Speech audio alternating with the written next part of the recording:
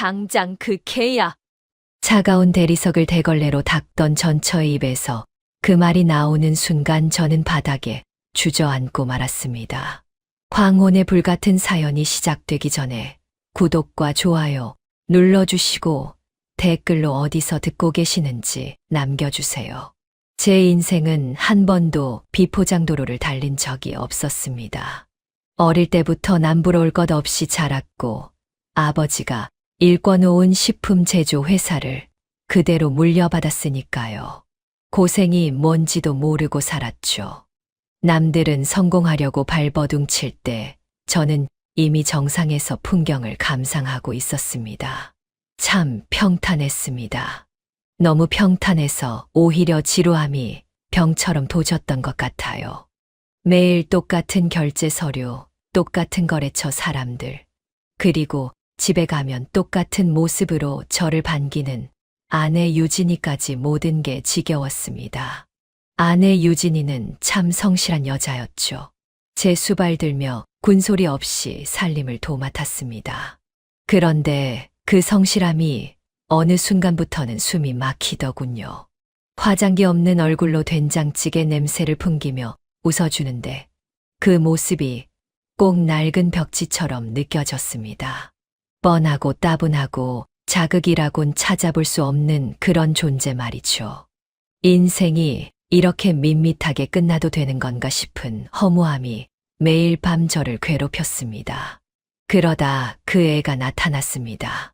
회사 신입사원으로 들어온 27살 어린 친구였죠. 처음엔 그냥 싹싹한 직원인 줄 알았습니다. 그런데 그 싱그러운 웃음이며 통통 튀는 말투가 제 죽어있던 감각을 깨우더라고요. 아내의 반찬 냄새 대신 그 애의 상큼한 향수 냄새가 제 사무실을 채울 때마다 심장이 다시 뛰는 기분이 들었습니다.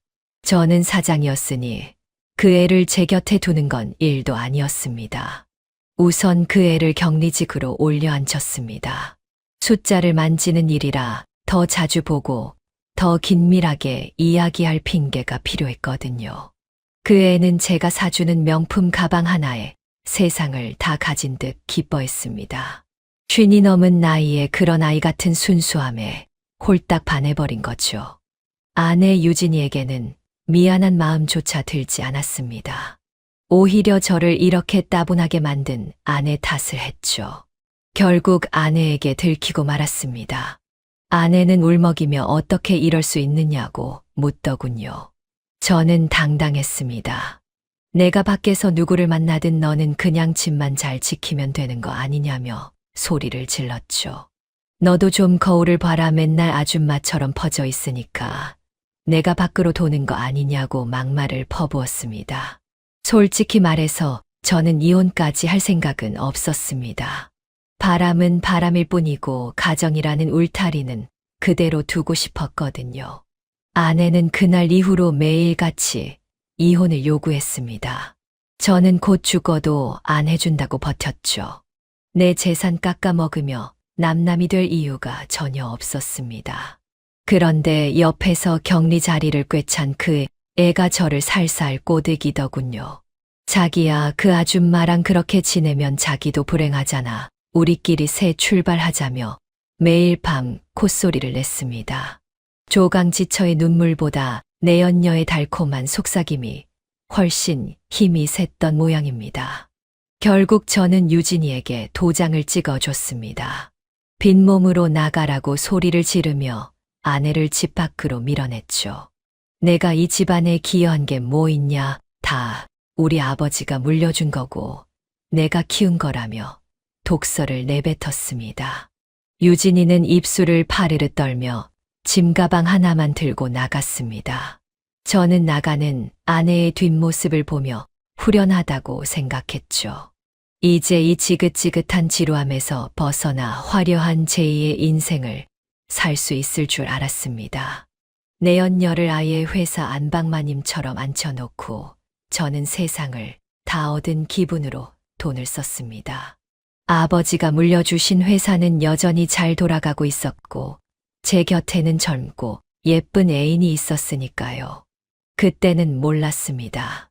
제가 내쫓은 그 따분한 아내가 제 회사를 지탱하던 보이지 않는 기둥이었다는 사실을요. 그리고 제가 믿었던 그 어린 연인이 제 등에 칼을 꽂을 준비를 하고 있었다는 것도 꿈에도 몰랐던 겁니다. 5년이라는 시간은 참 빠르게도 흘렀습니다. 그동안 제 회사는 겉으로는 멀쩡해 보였지만 속으로는 조금씩 골병이 들고 있었죠. 저는 사업 확장을 위해 업계에서 가장 잘 나간다는 대기업 이유반창과 손을 잡고 싶어 안달이 나 있었습니다. 1년을 공들여 겨우 미팅 날짜를 잡은 그날, 저는 성공을 확신하며 그 회사 빌딩 로비에 들어섰습니다. 거기서 바닥을 기며 청소하던 유진이를 마주친 겁니다. 무릎 나온 작업복에 고무장갑을 끼고 땀을 뻘뻘 흘리는 꼴을 보니 웃음이 피식 나오더군요. 저를 보고 놀란 듯 굳어버린 아내를 보며 저는 생각했습니다. 역시 내 선택이 옳았다고 말이죠. 나를 떠나서 저렇게 밑바닥 인생을 사는 걸 보니 묘한 쾌감까지 느껴졌습니다. 그게 제 인생의 가장 큰 착각이었다는 걸 깨닫는 데는 그리 오랜 시간이 걸리지 않았습니다. 번쩍이는 대리석 바닥에 비친 제 모습이 참 근사하더군요. 맞춤 정장에 비싼 구두를 신고 그 거대한 빌딩 로비에 서 있으니 세상이 다 제 것 같았습니다. 제 발끝에서 걸레질을 멈추고 멍하니 저를 올려다보는 그 얼굴을 본 순간 비릿한 웃음이 터져 나왔죠. 틀림없는 유진이었습니다. 5년 전까지만 해도 우리 집 안방을 지키던 여자가 이제는 남의 빌딩 바닥이나 닦고 있다니 참으로 고소하더라고요. 옆에 서 있던 지영이가 제 팔짱을 더 꽉 끼며 콧소리를 냈습니다. 지영이는 예전부터 유진이 얼굴을 아주 잘 알고 있었죠. 제가 사장으로 있을 때 유진이가 가끔 회사로 도시락을 싸들고 오기도 했고 행사 때마다 대표 사모님이라며 얼굴을 비췄으니까요. 지영이가 유진이를 위아래로 훑어보더니 깔깔대며 웃더군요. 어머, 사모님 아니세요? 어쩌다 이런 데서 바닥을 닦고 계신데요. 그때 싸오시던 반찬 냄새가 아직도 나는 것 같아요. 지영이의 그 맑고 높은 목소리가 로비에 울려 퍼졌습니다. 저는 지영이 허리를 감싸 안으며 유진이를 비웃듯 내려다봤죠. 유진아, 너 나랑 살 때는 주구장창 부엌에서 음식만 하더니 이제는 아예 전문적으로 청소를 시작한 거냐? 내가 한 반찬 지겨워서 내가 집을 나왔는데 여기서도 이러고 있는 걸 보니 참 팔자 기구하다 싶다. 제 목소리엔 조롱이 가득 섞여 있었습니다. 유진이는 아무 말 없이 고개를 푹 숙이더군요. 그 낡은 청소복 어깨에 묻은 먼지가 유난히 지저분해 보였습니다. 제가 내쫓을 때 재산 한 푼 안 주길 정말 잘했다 싶더라고요. 저렇게 밑바닥에서 고생을 해봐야 주제를 알지 않겠나 싶었죠. 지영이는 손가락으로 입술을 가리며 유진이 옆에 놓인 양동이를 발로 툭 건드렸습니다. 아줌마, 바닥 좀 깨끗이 닦아요. 우리 사장님 구두에 구정물 튀면 어떡해. 27 어린애인의 당돌한 장난이 그저 귀엽게만 보였습니다. 유진이는 떨리는 손으로 걸레를 꽉 쥐더니 다시 바닥을 닦기 시작하더군요. 그 뒷모습이 어찌나 초라하던지 제 속이 다 시원했습니다. 나를 떠나면 대단한 인생이라도 살 줄 알았더니 결국 건물 청소부라니. 역시 여자는 능력 있는 남자를 잘 만나야 하는 법이죠. 우리는 유진이를 비웃으며 엘리베이터로 향했습니다. 오늘 미팅이 있는 이유반찬 본사는 이 빌딩 꼭대기층에 있었죠. 1년 동안 이 계약 하나 따내려고 제 비서들 볶아가며 공을 들였습니다. 식품업계에서 이곳과 손을 잡는다는 건 곧 탄탄대로를 걷는다는 뜻이었거든요. 엘리베이터 거울 속의 지영이는 제 넥타이를 고쳐주며 예쁜 짓을 했습니다. 참 이상하죠. 회사가 예전만큼 여유롭지는 않았습니다. 아버지가 물려주신 기반은 넉넉했지만 지영이가 격리로 들어온 뒤로 지출이 어마어마했거든요. 지영이는 자기 아버지를 회사 고문으로 앉혀달라고 조르더니 매달 거액의 자문료를 챙겨가게 했습니다. 사랑하는 여자의 부탁인데 그 정도 못 들어주려 싶어 허락했었죠. 지영이 아버지는 회사에 출근도 안 하면서 법인 카드로 골프나 치러 다니고 있었습니다. 가끔 실무진들이 찾아와 회계 장부가 이상하다고 보고를 올리긴 했습니다. 저는 그때마다 버럭 화를 냈죠. 지영이가 그럴 리가 있느냐며 오히려 직원들을 타박했습니다. 돈 좀 몇 푼 빠져나간다고 회사가 망하겠느냐는 오만함이 제 눈을 가리고 있었던 거예요. 지영이가 애교 섞인 목소리로 자기야, 나 강원도에 예쁜 집 하나 사고 싶어라고 속삭이면 저는 생각도 안 하고 결제를 해줬습니다. 회사가 조금씩 골병이 들고 있었지만 저는 대수롭지 않게 여겼습니다. 이번에 이유반찬이랑 대형 계약만 체결하면 그 정도 구멍은 금방 메울 수 있다고 믿었으니까요. 엘리베이터 문이 열리고 펼쳐진 본사 내부는 실로 어마어마했습니다. 수백 명의 직원이 일사불란하게 움직이고 있었죠. 벽면에는 전국 300개가 넘는 체인점 현황판이 붙어 있더군요. 회의실로 안내받아 앉아 있는 동안 제 가슴은 기대로 부풀어 올랐습니다. 이 회사의 대표가 누구인지는 철저히 베일에 쌓여 있었죠. 업계에서는 그저 손맛 하나로 5년 만에 빌딩을 세운 전설적인 여장부라는 소문만 무성했습니다. 저는 그 대단한 대표를 만나면 제 사업 수완을 제대로 보여주겠다고 다짐하며 서류를 정돈했습니다. 미팅은 순조로웠습니다. 이 사진들이 제 회사의 제조 공정과 단가, 제안을 꽤 마음에 들어하는 눈치였거든요. 지영이는 제 옆에서 전문 용어를 섞어가며 보조를 맞췄지만 사실 그 내용이 다 맞는지는 저도 잘 몰랐습니다. 그저 지영이가 예쁘게 웃으며 분위기를 부드럽게 만드는 것만으로도 충분하다고 생각했죠. 회의를 마치고 나오는 길에 로비에서 다시 유진이를 마주쳤습니다. 이번에는 아예 대놓고 다가가만 원짜리 몇 장을 유진이 앞에 던져줬습니다. 유진아, 고생하는데 커피나 한 잔 사 먹어라. 예정 생각해서 주는 거야. 지영이는 옆에서 배를 잡고 웃더군요. 유진이는 그 돈을 빤히 바라보다가 천천히 허리를 숙여 돈을 주었습니다. 그 굴욕적인 모습을 보며 저는 승리감을 만끽했습니다. 너는 바닥을 기고 나는 꼭대기층에서 계약을 논하는 사람이라는 걸 확실히 보여준 셈이니까요.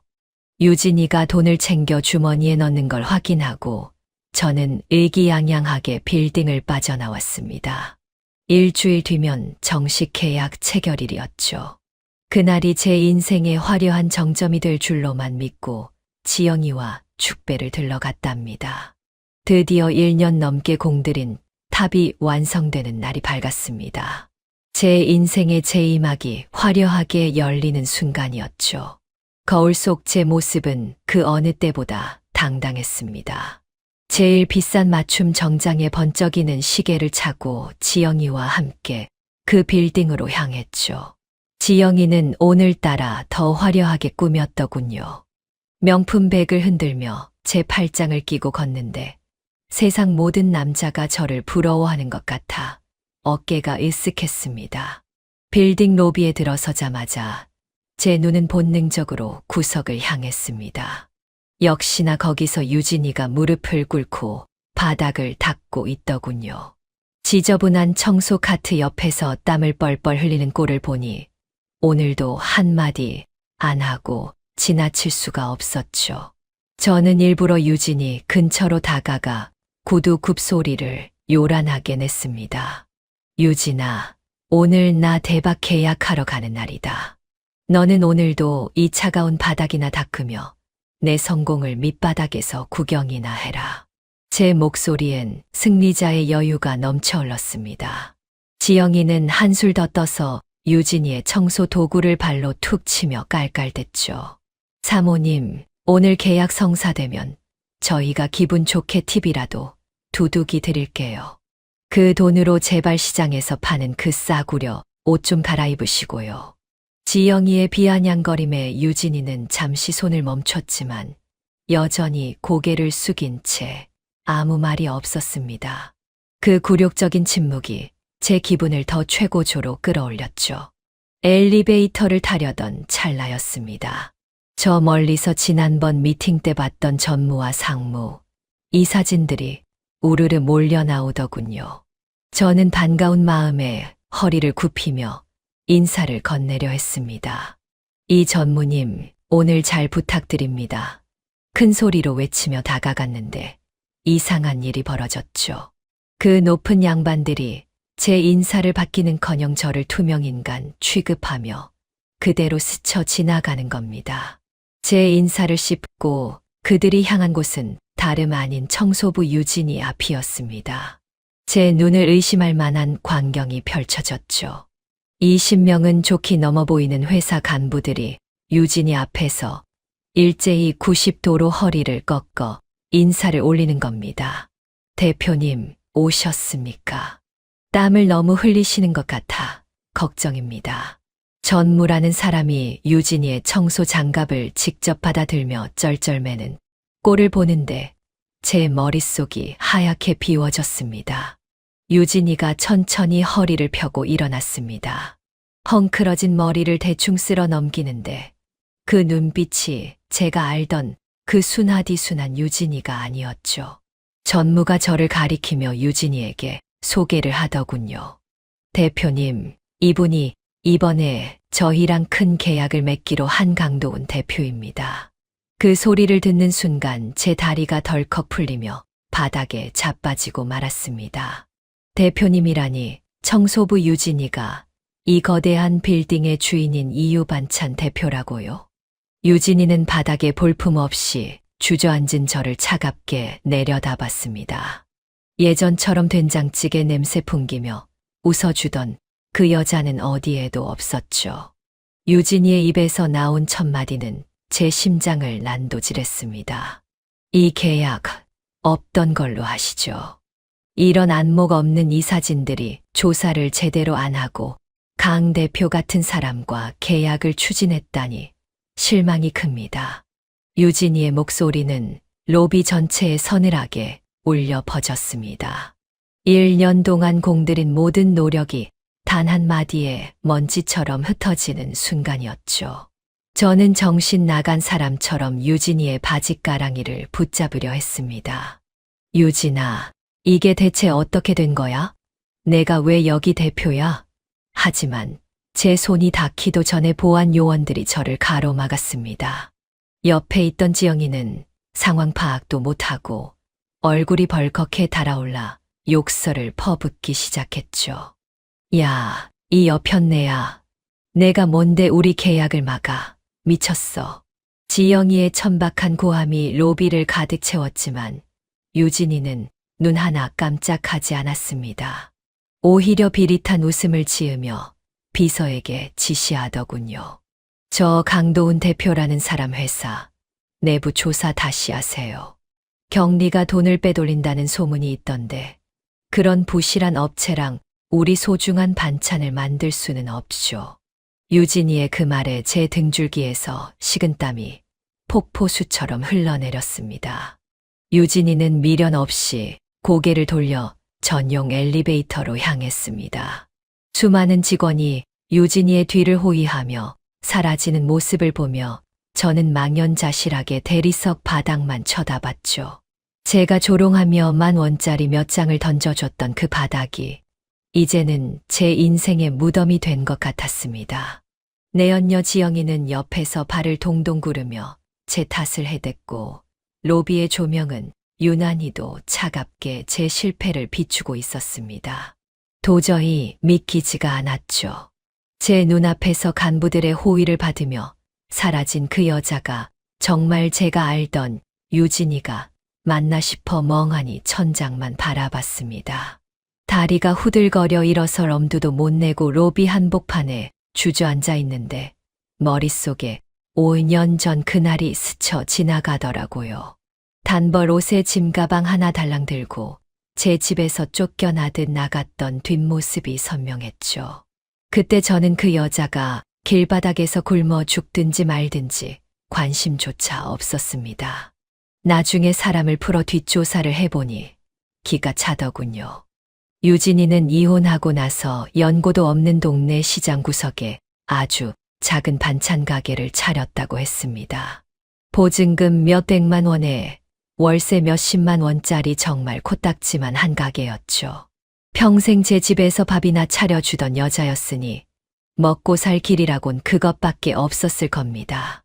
제가 지겹다고 투덜대던 그 손맛이 사실은 도끼가 서린 생존의 도구였던 셈이죠. 유진이의 반찬은 금방 입소문이 났다고 들었습니다. 인공조미료 하나 안 쓰고 옛날 방식 그대로 나물을 무치고 장을 담그는 솜씨가 동네 주부들 마음을 훔쳤던 모양입니다. 새벽 4시면 시장에 나가 제일 싱싱한 채소를 떼어오고 밤늦도록 불 앞에서 땀을 흘리며 정성을 쏟았었죠.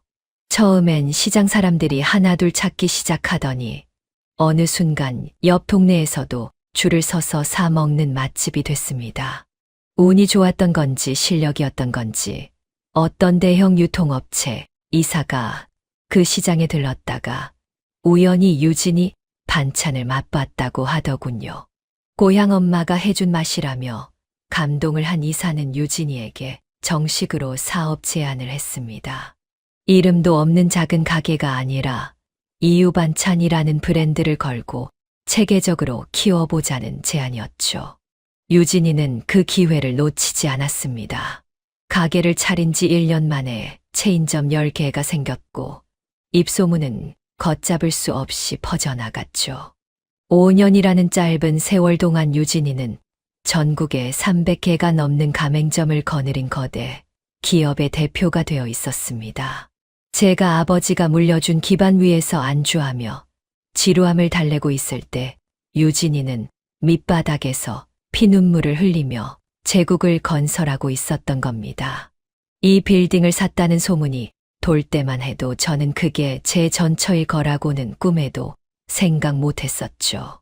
제일 황당했던 건 왜 유진이가 그날 청소부 복장을 하고 있었냐는 점입니다.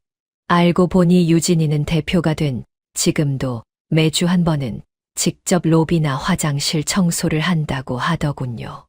가장 낮은 곳에서 직원들의 고충을 듣고 건물의 상태를 직접 확인해야 마음이 놓인다는 게 유진이의 경영 철학이었답니다. 현장의 땀 냄새를 잊으면 회사가 망한다는 신념 하나로 그 화려한 대표실 대신 걸레를 잡았던 것이죠. 저는 그것도 모르고 유진이가 망해서 청소부나 하는 줄 알고 조롱을 퍼부었으니 참으로 한심한 꼴입니다. 유진이는 제가 던져준 10,000원짜리 지폐를 주머니에 넣으며 속으로 무슨 생각을 했을까요? 아마 자신을 모욕하는 제 꼴을 보며 비참함보다는 가련함을 느꼈을지도 모릅니다. 이미 하늘 높이 올라간 용이 땅바닥에서 흙탕물을 튀기는 지렁이를 보는 기분이었겠죠. 유진이가 성공 가도를 달리는 동안 제 회사는 서서히 무너지고 있었습니다. 겉으로는 중소기업 대표라며 거드름을 피웠지만 속은 이미 텅 비어 있었죠. 아버지가 물려주신 거래처들은 하나둘 끊겨갔고 공장 설비는 노후화되어 불량률만 높아졌습니다. 저는 그 모든 원인이 경기가 안 좋아서 그런 줄로만 알았습니다. 제 옆에서 콧소리를 내며 돈을 요구하던 지영이가 제 회사의 피를 빨아먹고 있다는 사실은 까맣게 몰랐었죠. 지영이는 매일같이 새로운 명품 가방을 들고 출근하며 격리장부를 제 입맛대로 주물렀습니다. 법인카드로 긁어대는 금액이 매달 수천만 원에 달했는데도 저는 그게 다 지영이의 품위 유지비인 줄 알았습니다. 지영이 아버지는 고문이라는 명목으로 회사 돈을 제 쌈짓돈처럼 꺼냈었고 저는 그게 사랑의 대가라고 착각하며 눈을 감아줬었죠. 조강지처 유진이가 아껴가며 모았던 그 소중한 자산들이 내연녀의 화려한 사치품으로 변해가는 줄도 모르고 말입니다. 로비 구석에 버려진 제 기획서 뭉치를 보니 눈물이 핑 돌더군요. 1년 넘게 공들인 이 계약이 유진이의 손에 달려 있다는 사실이 저를 더 비참하게 만들었습니다. 유진이가 아까 했던 말이 귓가에 쟁쟁했습니다. 경리가 돈을 빼돌린다는 소문이 있다는 그 말 말이죠. 유진이는 이미 제 회사 내부의 썩은 냄새를 다 맡고 있었던 겁니다. 저는 이제야 사태의 심각성을 깨닫고 지영이를 돌아봤습니다. 지영이는 여전히 유진이를 향해 악을 쓰며 분풀이를 하고 있었죠. 저 여편네가 미쳤나 봐. 지가 뭔데 우리 앞길을 막아. 소리 지르는 지영이의 얼굴이 오늘따라 유난히 낯설고 흉측해 보였습니다. 저 예쁜 얼굴 뒤에 어떤 구렁이가 숨어 있을지 생각하니 온몸에 소름이 돋더군요. 저는 비틀거리며 일어났습니다. 우선 회사로 돌아가서 장부부터 확인해야겠다는 생각뿐이었죠. 유진이에게 당한 굴욕보다 더 무서운 현실이 저를 기다리고 있을 것 같은 불길한 예감이 들었습니다. 빌딩 로비를 빠져나오는 제 다리가 천근만근이었습니다. 옆에서 지영이는 여전히 입을 가만두지 못하고 유진이 험담을 해댔죠. 그 소리가 평소에는 쟁반 위에 옥굿을 굴러가는 소리처럼 달콤했는데 지금은 귀를 찢는 기계 소음처럼 고통스럽기만 했습니다. 저는 지영이의 손을 거칠게 뿌리치고 차에 올라탔습니다. 지영이는 영문도 모르고 눈을 동그랗게 뜨며 왜 그러느냐고 애교를 부렸지만 제 눈엔 이미 그게 독사의 혓바닥처럼 보였죠. 회사에 도착하자마자 저는 격리부 직원들을 다 내보냈습니다. 지영이가 무슨 일 있느냐며 제 사무실로 따라 들어오려는 걸 억지로 막아섰죠. 나 지금 급하게 확인할 서류가 있으니 방해하지 말고 나가 있으라고 소리를 질렀습니다. 지영이는 입술을 삐죽거리며 나갔고 저는 떨리는 손으로 컴퓨터 앞에 앉았습니다. 유진이가 했던 그 말이 제 심장에 박혀서 피가 철철 흐르는 기분이었거든요. 경리가 돈을 빼돌린다는 소문, 그건 결코 빈말이 아닐 거라는 확신이 들었습니다. 지영이가 평소에 관리하던 비밀 폴더를 뒤지기 시작했죠. 비밀번호가 걸려 있었지만 제가 생일 선물로 사줬던 차 번호를 입력하니 허망하게도 문이 열렸습니다. 그 안에는 제가 알던 우리 회사의 모습이 아니었습니다. 1년 동안 나간 자물쇠 내역을 보는데 눈앞이 핑 돌더군요. 지영이 아버지가 고물료 명목으로 가져간 돈만 수억 원이 넘었습니다. 명목은 시장 조사니 업체 미팅이니 거창했지만 실제로는 단 한 번의 결과물도 없는 깡통 문서뿐이었죠. 장부를 더 깊이 파헤칠수록 제 가슴은 시커멓게 타들어갔습니다. 원자재 구매 비용은 실제보다 20%나 높게 책정되어 있었고 그 차액은 고스란히 지영이와 그 아비의 차명 계좌로 흘러들어가고 있었죠. 심지어 지영이가 관리하던 법인 카드는 회사 운영과는 전혀 상관없는 명품관과 고급 에스테틱에서 쉴 새 없이 긁히고 있었습니다. 제가 회사를 키우려고 밤낮 없이 뛰는 동안 그들은 제 살점을 조금씩 떼어 먹으며 잔치를 벌이고 있었던 겁니다. 책상 서랍 깊숙한 곳에서는 부동산 계약서 한 뭉치가 발견됐습니다. 강원도 평창에 있는 50평짜리 전원주택이더군요. 소유주는 지영이의 아버지가 아니라 지영이 본인 이름으로 되어 있었습니다. 회사 자금을 세탁해서 은밀하게 사둔 제2의 안식처였던 셈이죠. 그뿐만이 아니었습니다. 서류 봉투 안에는 다음 달 중순에 출국하는 유럽 행편도 비행기 표 2장이 들어있더군요. 지영이와 그 아버지가 회사 돈을 몽땅 털어 해외로 튈 준비를 완벽하게 끝내놓았던 겁니다. 저는 그 자리에 주저앉아 실성한 사람처럼 웃었습니다. 아버지가 물려주신 소중한 회사를 이 어린 계집애한테 통째로 갖다 바치고 있었던 제 꼴이 너무나도 우스웠으니까요. 조강 지쳐 유진이가 15원 한 장 아껴가며 가계부를 쓰던 시절에는 그게 그렇게 답답하고 궁상맞아 보였습니다.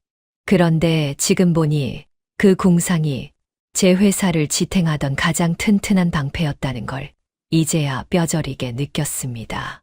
지영이는 제가 장부를 보고 있다는 사실도 모른 채 밖에서 제 아비랑 통화하며 깔깔거리는 소리가 들려왔습니다. 아빠, 그 아줌마 때문에 오늘 좀 꼬였는데 걱정 마. 사장님은 바보라서 금방 달래면 돼. 그 목소리를 듣는 순간 제 온몸에 피가 거꾸로 솟구쳤습니다. 나를 사랑한다며 제 어깨를 주무르던 그 손길이 사실은 제 지갑을 노리는 도둑놈의 손길이었다는 게 믿기지 않았죠. 저는 비서실장을 은밀히 불렀습니다. 지영이가 눈치채지 못하게 그동안 모아둔 증거 자료들을 다 넘겼죠. 비서실장은 이미 오래전부터 이상함을 느끼고 있었지만 제가 워낙 지영이만 감싸고 도니까 차마 입을 떼지 못했었다며 고개를 숙였습니다. 유진이가 로비에서 조롱당하면서도 저에게 힌트를 준 이유를 이제야 알 것 같았습니다. 유진이는 제가 망하기를 바라는 게 아니라 제가 얼마나 한심하게 무너지고 있는지를 제 눈으로 직접 확인하게 하고 싶었던 겁니다. 밤이 깊어질수록 제 사무실의 조명은 유난히 차갑게 빛났습니다. 제 인생의 가장 찬란했던 시절을 함께했던 유진이를 버리고 제가 얻은 건 화려한 배신과 텅 빈 금고뿐이었죠. 지영이는 퇴근하겠다며 제 사무실 문을 빼꼼히 열고 손을 흔들었습니다. 자기야, 나 먼저 갈게. 내일 봐. 그 해맑은 미소가 소름 끼치도록 징그러워 저는 대답조차 할 수 없었습니다. 제 인생의 모든 것이 무너지는 소리가 들렸습니다. 저는 지체하지 않고 비서실장과 함께 모아둔 증거를 들고 경찰서로 향했죠. 지영이가 평소에 제게 보여줬던 그 가식적인 미소를 생각하니 속이 울렁거렸습니다. 경찰들이 회사로 들이닥치던 그 순간 지영이는 여전히 제 팔을 붙잡으며 자기야, 이거 오해야 하고 울부짖더군요. 그 징그러운 연기가 더는 통하지 않는다는 걸 지영이도 곧 깨닫게 됐습니다. 지영이와 그 아버지는 줄줄이 수갑을 찼습니다. 지영이가 경찰차에 올라타며 저를 향해 퍼붓던 그 입에 담지도 못할 욕설들을 들으며 저는 그 자리에 멍하니 서 있었죠. 제가 사랑이라고 믿었던 그 화려한 껍데기 속에는 시커먼 욕망과 배신만 가득 차 있었던 겁니다. 내연녀가 끌려 나간 뒤 남은 건 텅 빈 회사, 금고와 엉망이 된 회계 장부뿐이었죠. 저는 마지막 희망을 품고 다시 유진이의 빌딩을 찾았습니다. 이번에는 당당한 정장 차림이 아니라 죄인처럼 고개를 숙인 채 로비 한복판에서 유진이를 기다렸습니다. 유진이가 엘리베이터에서 내리는 모습을 보자마자 저는 그 차가운 대리석 바닥에 무릎을 꿇었습니다. 유진아, 내가 미쳤었어. 제발 한 번만 살려달라고. 우리 회사가 이 계약 없으면 정말 망한다고 눈물로 빌었죠. 오가는 직원들이 저를 수군대며 쳐다봤지만 상관없었습니다. 20년 세월을 함께한 정이 있는데 유진이가 저를 이렇게 죽게 내버려 두지는 않을 거라 믿고 싶었거든요. 하지만 유진이는 저를 빤히 내려다보며 미동도 하지 않았습니다. 그 차가운 눈빛에는 동정심이라고는 눈 씻고 찾아봐도 없었죠. 유진이는 비서들을 물리고 제게 다가와 나직하게 말했습니다. 처음 로비에서 저를 만났을 때 유진이는 그래도 참으려 했다더군요. 20년간 제 아내였고 우리 아이들의 아빠였으니까 마지막 예우를 갖추고 조용히 미팅만 끝내려 했었답니다. 그런데 제가 그 낡은 청소복을 입은 유진이에게 10,000원짜리 지폐를 던지며 조롱하던 그 순간 유진이 마음속에 남아있던 마지막 정까지 다 타버렸다고 했습니다. 도훈 씨, 당신의 그 역겨운 행동들이 내 인내심을 바닥나게 했어. 당신은 내가 망해서 청소나 하는 줄 알고 쾌감을 느꼈겠지만 나는 당신의 그 바닥난 인성을 보며 확신했지.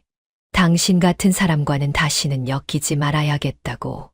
유진이의 목소리는 서늘한 칼날처럼 제 가슴을 베고 지나갔습니다. 절대 용서는 없으니 당장 나가라는 유진이의 말에 저는 아무 대답도 할 수 없었습니다. 제가 뿌린 씨앗이 결국 제 목을 죄는 밧줄이 되어 돌아온 것이었죠. 유진이는 경호원들을 시켜 저를 빌딩 밖으로 내보냈습니다. 로비 밖으로 쫓겨나 차가운 밤 공기를 마시는데 가슴이 뻥 뚫린 것처럼 허전하더라고요. 제가 그토록 지루하다고 투덜대던 그 평범한 일상이 사실은 제가 가질 수 있었던 가장 큰 행복이었다는 걸 이제야 뼈저리게 실감했습니다. 설상가상으로 식품업계에는 소문이 삽시간에 퍼져나갔습니다. 이유반찬의 대표가 직접 거절한 부실 업체라는 꼬리표가 제 회사에 붙어버린 거죠. 거래처들은 하나둘 계약 파기 공문을 보내왔고 은행에서는 대출금 상환 독촉 전화가 빗발쳤습니다. 내연녀의 횡령으로 자금줄이 마른 상태에서 업계의 외면까지 받으니 회사는 며칠도 버티지 못하고 무너져 내렸습니다.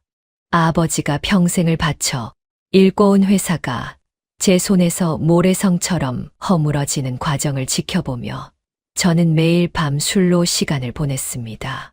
사무실 집기들이 빨간 딱지로 도배되던 날, 저는 텅 빈 사장실에 앉아 유진이가 예전에 차려주던 그 따뜻한 된장찌개 맛을 떠올렸습니다. 그 지루했던 반찬 냄새가 이 세상 그 어떤 향수보다도 그리워 눈물을 쏟았죠. 이제 제 손에 남은 건 텅 빈 소주병과 낡은 사진 한 장뿐입니다. 아버지가 물려주신 번듯한 공장도 어깨에 힘주며 누리던 대표 소리도 다 먼지처럼 사라졌죠. 요즘은 일용직 자리를 전전하며 하루하루 입에 풀칠하기 바쁩니다. 고된 일을 마치고 돌아와 눕는 좁은 단칸방 천장을 볼 때면 지난날에 제가 얼마나 한심했는지 자책하며 밤을 지새우곤 합니다. 가끔 편의점 TV에서 유진이 소식을 들을 때가 있습니다. 이유반찬이 세계 시장으로 진출했다는 소식, 유진이가 소외된 이웃을 위해 거액을 기부했다는 이야기를 들을 때면 가슴 한 구석이 비릿하게 아려오더군요. 제가 지루하다고 내팽개쳤던 그 여자가 사실은 제 인생의 가장 찬란한 보석이었다는 걸 왜 그때는 몰랐을까요? 향수 냄새 풍기며 저를 유혹하던 내연녀의 웃음소리에 홀려 제 목을 죄 밧줄을 스스로 꼬고 있었던 셈입니다. 조강지처가 정성껏 차려주던 그 따뜻한 밥상이 얼마나 큰 축복이었는지 이제야 눈물 젖은 빵을 씹으며 뼈저리게 후회합니다. 인생의 지루함은 사실 행복의 다른 이름이었다는 것을 너무 늦게 깨달았죠. 여러분, 부디 저 같은 어리석은 짓은 하지 마세요. 곁을 지켜주는 사람의 소중함을 잊는 순간 당신이 일궈온 모든 것은 모래성처럼 허물어지게 되어 있습니다. 새롭고 화려한 것에 눈이 멀어 평생의 은인을 배신한 대가는 이토록 시리고 외롭습니다. 제 텅 빈 방 안을 채우는 건 이제 차가운 바람과 지난날에 대한 한탄뿐이네요. 다시 돌아갈 수 있다면 그 된장찌개 냄새 나던 그 시절로 돌아가 유진이의 손을 꼭 잡아주고 싶습니다. 미안하다고, 내가 정말 잘못했다고 말이죠. 제 구차한 이야기가 여러분에게 작은 경종이 되었기를 바랍니다.